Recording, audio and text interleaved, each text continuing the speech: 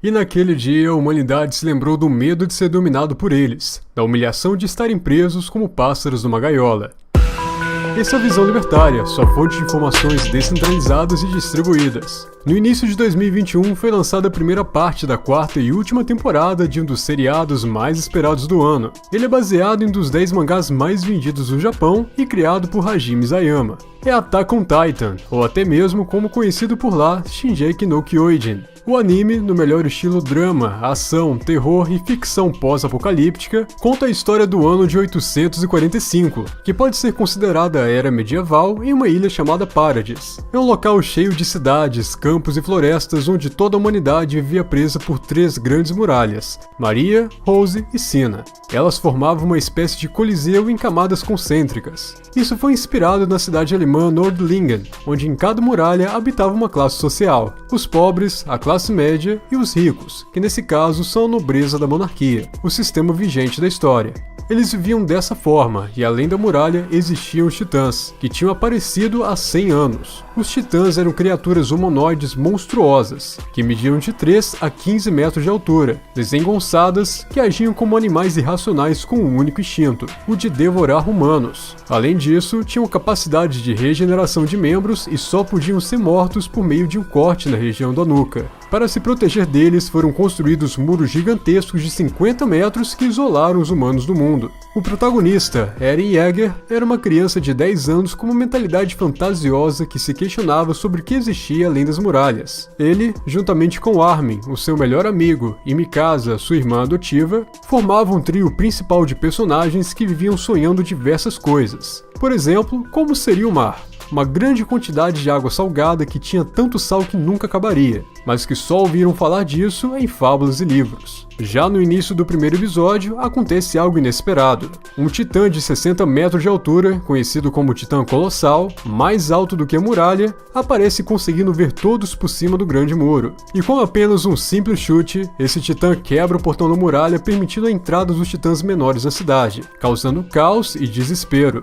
Todos então procuram imediatamente fugir para a segunda muralha, para evitar serem comidos no massacre iminente. Durante a fuga, a mãe do protagonista ficou presa embaixo do telhado da própria casa, que foi quebrada pelas pedras do portão derrubado pelo titã, caindo sobre tudo e todos. Em um momento de bravura, tristeza e compaixão, a mãe de Eren clama para o guarda Hannes, que estava por perto, para que salvasse os seus filhos e a deixasse para trás, porque acreditava que gastar tempo tentando salvá-la seria pior para eles. Eren, carregado à força, contrariado por querer salvar a mãe, teve que presenciar a cena mais traumática da vida, vê-la ser devorada por um titã enquanto estava impotente, sem poder impedir. Depois, quando Eren já estava seguro num barco a caminho da segunda muralha, em um momento de raiva e ódio, jura para si mesmo que, algum dia, iria matar todos os titãs pelo que fizeram com sua mãe, e assim seria livre e conheceria o mundo além das muralhas. Obstinado, o protagonista, já adolescente, busca se alistar no exército querendo adquirir conhecimentos e habilidades de guerra para usar contra os titãs. Lá ele aprende a usar dispositivos de manobra tridimensionais, que não eram comuns para os humanos sem treinamento, para que então pudesse lutar contra os monstros gigantes. O seu sonho era fazer parte da Tropa de Exploração, que é o grupo de guerreiros designados para buscar suprimentos e investigar a origem dos titãs lá fora da muralha. Um dos elementos marcantes principais da história é que Eren gosta muito do símbolo feito com asas que os soldados levam nas costas dos uniformes, um emblema que representa a liberdade. E agora, para quem ainda não viu, vamos avisar que a partir daqui teremos alguns pequenos spoilers. Eles não comprometem a experiência de assistir a essa obra de arte, mesmo após esse breve resumo. Vale muito a pena ver.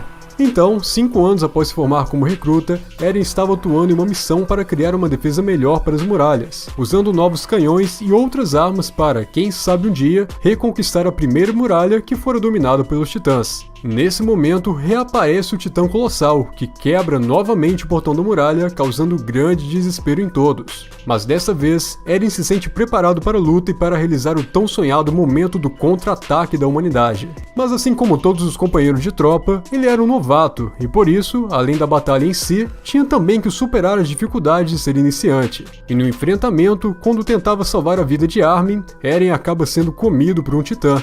Nesse ponto da história em que tudo parece perdido e o protagonista aparentemente morto, Eren, dentro da barriga do Titã, permanecia vivo, e por meio de um impulso gerado pelos seus sentimentos e memórias, ele acaba se transformando em um Titã. No entanto, diferente dos originais, ele tem consciência, coisa que eles, só com instinto voraz, não tinham. E por isso ele conseguia lutar de igual para igual contra todos os Titãs irracionais. A partir daí se desenvolve uma grande busca pela origem desse suposto poder de se transformar num monstro como eles. Nessa busca, Eren e seus amigos acabam descobrindo um passado bélico entre reinos, que criaram esses monstros para servirem como armas biológicas. Nessa hora, eles entendem que os estados usaram esse poder de titãs para subjugar as demais nações do mundo. E com várias reviravoltas, conflitos políticos internos e externos às muralhas, nosso protagonista encontra algumas das respostas que procurava. Entretanto, ele se vê perdido em meio a traições e também por estar preso, sendo um titã, como um escravo dos burocratas e reis que o usa como arma e ferramenta,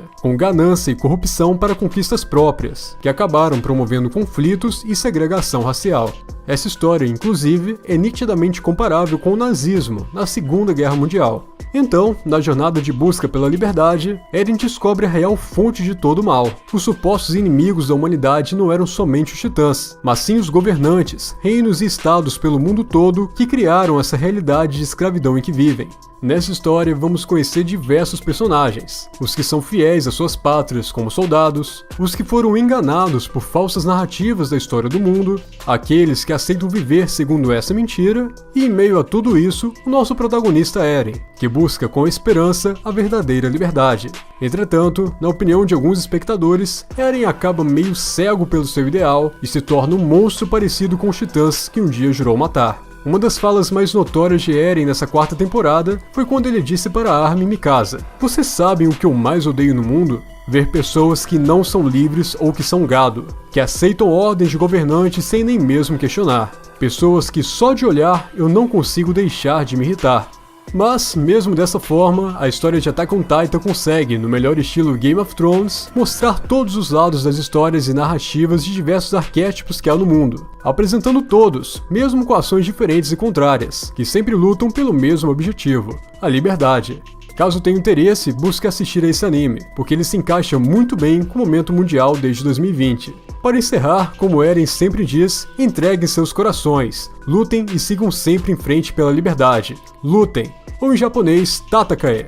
Obrigado pela sua audiência. Esse artigo foi sugerido e escrito por Rei dos Piratas, revisado por Stanley Calderelli e narrado por Pedro Monteiro. Se você gostou desse vídeo, clique no ícone de curtir abaixo e compartilhe o vídeo em sua rede social. Se você deseja ser notificado de outros vídeos, clique em se inscrever e depois no ícone da campainha.